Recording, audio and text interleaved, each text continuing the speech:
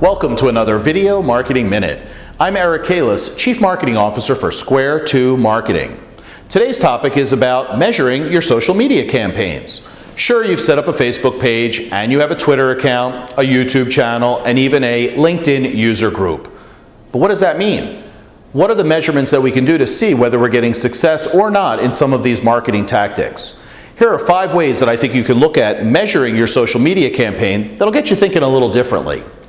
The first bucket are regular business metrics. Certain things will point to the fact whether or not social media is working. And at the basic level, things like leads, email conversions, sales, new email addresses are all simple things that we can track to see if their origins came from a social media connection.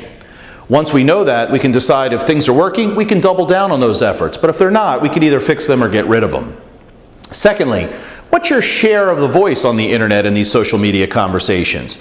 It's important to understand that people are talking about you, your competitors, and your industry literally on an hour-by-hour basis. What's your share of those conversations? There's a lot of tools out there that you can use, and I would personally suggest a company like HubSpot that'll help you get involved in some of those conversations about you, your company, and your industry.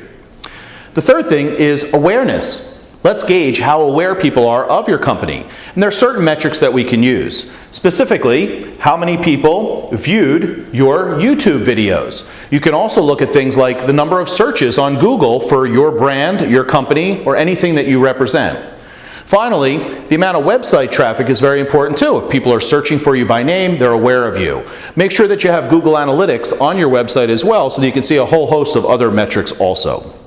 The fourth thing is engagement. If people are connecting with you, we should be able to measure how engaged they are with your conversations. Simple metrics of things like that are things like how many people like your Facebook page. Those likes are a simple measure of engagement because they had to do something to engage with you. Other mentions might be other indications of engagement might be mentions, whether positive or negative, blog comments, ratings, retweets of your tweets, and of course, email opens and click-throughs. All of those are indications of really good engagement. Finally, the last bucket that you should be looking at is the most popular bucket, which is popularity. Popularity goes a long way. For example, how many people took the time to follow you on your Twitter feed? That's a great example of how popular we are because we can look at some of the raw numbers and see as they go up and to the right over time. You also want to look at things like your LinkedIn user group. How many people joined? How many people want to participate in your conversation?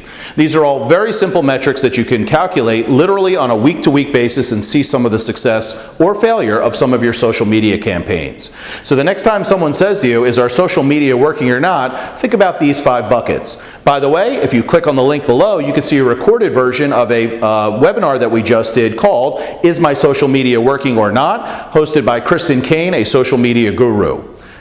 For more information like this, don't forget to visit square2marketing.com, and we'll see you next week.